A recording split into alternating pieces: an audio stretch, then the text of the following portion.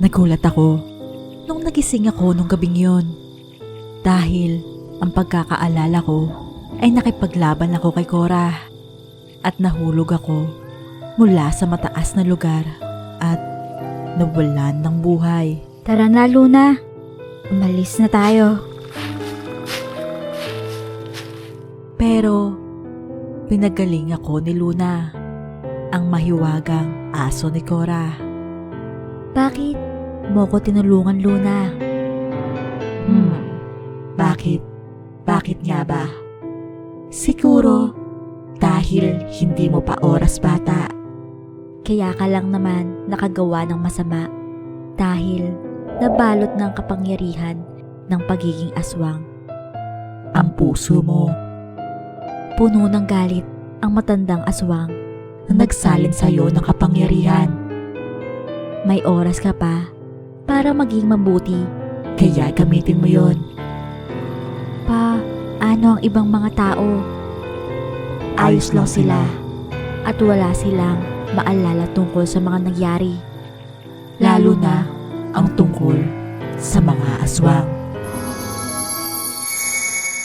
Pagtapos ng lahat ng mga nangyari, ay bumalik lahat sa normal ang buhay namin.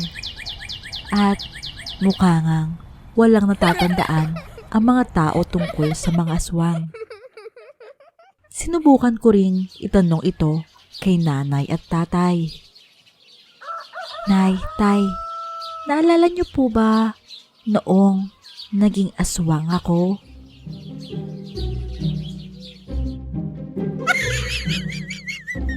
Ano bang pinagsasabi mo, anak? Naging aswang daw siya. Medyo nakahinga ako ng maluwag dahil hindi nila naalala ang mga masasama at masasakit na nangyari sa amin. Ilang linggo na ang nakalipas, gaya ng sinabi ni Luna, kailangan kong maging mabuting tao. Kaya yun ang ginawa ko. Tumulong ako sa pagkukumpuni ng mga nasirang bahay sa lugar namin. Oh, Matilda, kanina pa kita hinahanap. Nakita ko ang nanay ni Gina na si Aling Tess at wala rin siyang naalala tungkol sa mga aswang. Imbitado ka pala sa kaarawan ni Gina. Aling Tess, ayos lang ho sa inyo? Aba, syempre. Bakit hindi? Sige, aalis na ako Pumunta ako sa bahay nila Gina upang batiin siya sa kanyang kaarawan. Maligayang kaarawan pala sa'yo, Gina. Salamat, Matilda. Sige, kumuha ka na ng pagkain. Nakangiti nitong sabi sa akin. Dahil doon, inisip ko na nabura rin ang mga alaala ni Gina tungkol sa mga aswang. Matilda. Biglang tawag nito. Bakit, Gina? Aswang ka pa rin ba? Hindi na, Gina. Maniwala ka. Ikinuwento ko sa kanya ang mga nangyari noong naglaban kami ni Cora at kung paano nito naalis ang pagiging aswang ko at kung paano rin ako niligtas ni Luna. Sinasabi mo bang natanggal yung sisiw ng aswang sa'yo? At yung aso ni Cora ay binuhay ka? Oo, tama ka. Pero paano mo pala naalala ang mga nangyari, Gina? Ikinuwento nito sa akin na habang naglalaban kami ni Cora ay umalis si Gina dahil nilayo niya ang mga batang muntikan ko na ring saktan. Kaya noong unalis ni Luna ang mga alaala ng tao gamit ang mahika niya ay wala si Gina sa lugar na yon. Sige, Matilda, dahil kaibigan naman kita, kailangan nating mag-promise na hindi na mauulit yon at susubukan nating maging mabait na tao. Okay, sige Gina.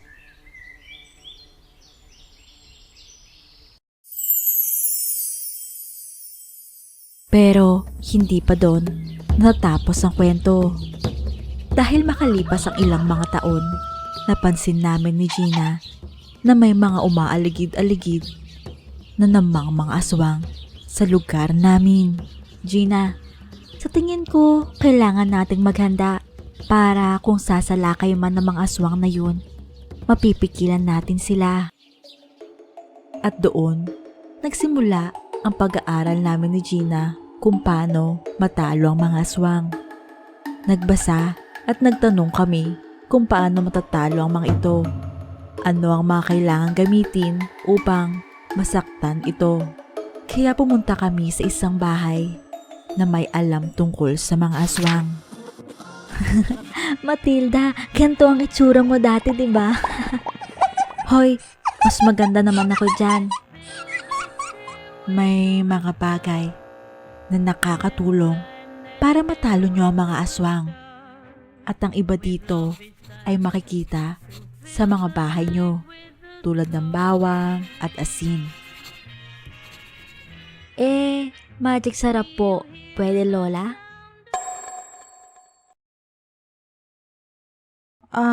Hindi ko pa yun nasusubukan, bata.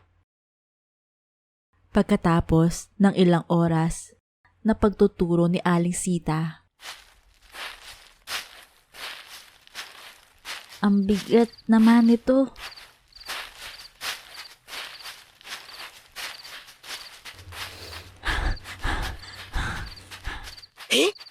Bakit mo bang naisipang bumili ng napakaraming asin at bawang, Matilda? Pwede naman tayong humingi ng tulong sa mga magulang natin. Inabot tuloy tayo ng gabi. Hay, ang daming reklamo ni Gina. Tingnan mo nga yung akin, mas mabigat. Hoy, swerte tayo ngayon pare. Tingnan mo, may mga bata doon no. Gina, may mga aswang. Maghanda ka.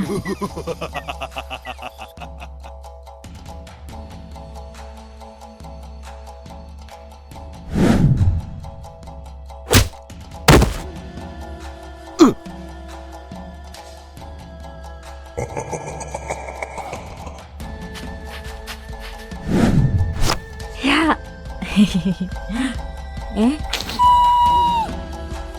Hoy!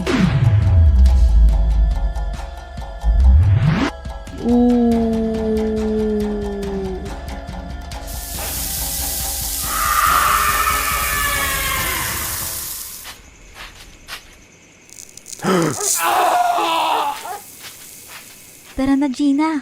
Baka may dumating pa. Pagtapos namin, talunin ng dalawang aswang, ay agad-agad kaming tumakbo pauwi ng bahay. Kinaumagahan. Habang nagkakape, narinig ko na may maingay sa labas. Nay, ano yun? Yung tatay mo, nagpa-practice dyan sa labas. Bigla ko naalala na mahilig nga palang mag-practice ng boxing at karate si tatay. Simula pa lang noong bata ako. At yun ang kailangan namin ni Gina upang matalo namin ang mga aswang. Kaya pinuntahan ko agad si tatay at tinanong kung pwede magpaturo kami sa kanya. Bakit ka naman nagka-interes sa pakikipaglaban, anak? Kasi tay, di ba malapit na kaming mag-kolehiyo ni Gina? Kailangan naming matuto ng self-defense. At pumayag ang tatay kong turuan kami ni Gina. Matilda, bakit tayo nagkakarate? Ganito yan. Hawakan nyo ang magkabilang braso ng isa't isa, tapos subukan nyo ang buhatin at ibaliktad ang isa sa inyo.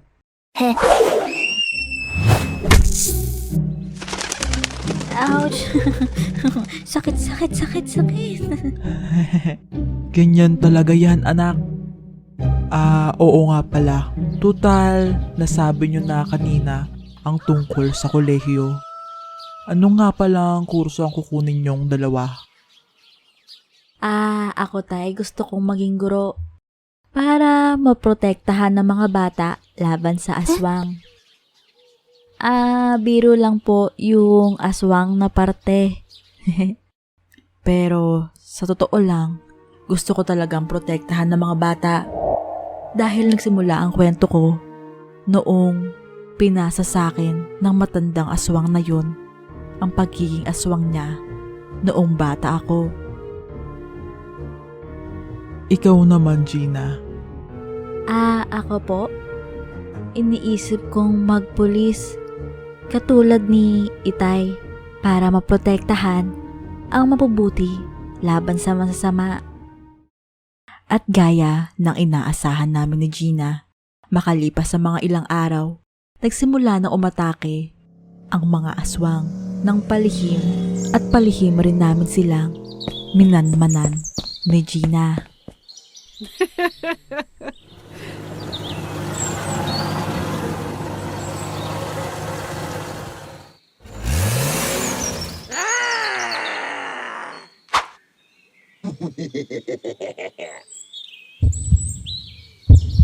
Nasaan na siya, Matilda? Ewan ko, bigla na lang nawala eh. Hoy, Ako ba ang hinahanap ng mga bata? Uy, Gina.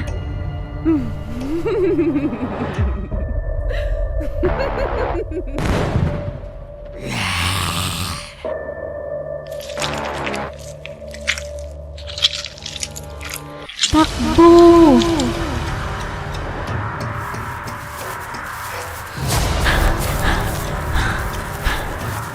bilisan mo, Gina!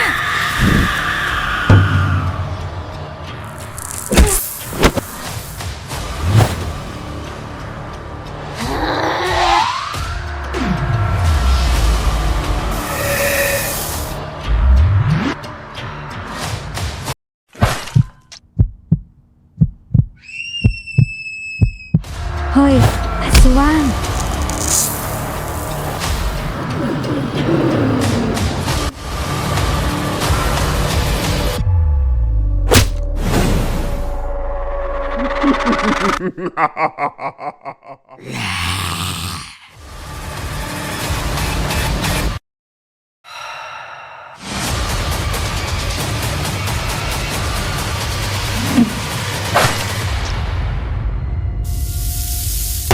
Makalipas ang ilang mga taon, Ano ba yan? Tumalsik ka na naman, Gina?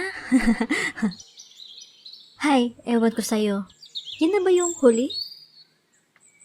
Sa tingin ko, masyado pang maaga para lumabas sa mga aswang. Tara na nga, baka inaantay ka na ng mga estudyante mo. Kamusta pala yung pagmamasid mo kahapon? Tama ang kinala natin. Dumarami na nga ang mga berbalang. Kailangan na natin mag-isip ng plano kung paano natin sila tatapusin. Kung pwede lang kasi humingi ng tulong sa mga polis para namang maniniwala sila sa akin. Balay mo naman, merong dumating na hindi natin inaasahan. Hay, sana nga tama ka. Bakit, Matilda? Wala. Parang may nakita lang ako. Tara na. at doon na nagsimula ang pagprotekta namin sa mga tao.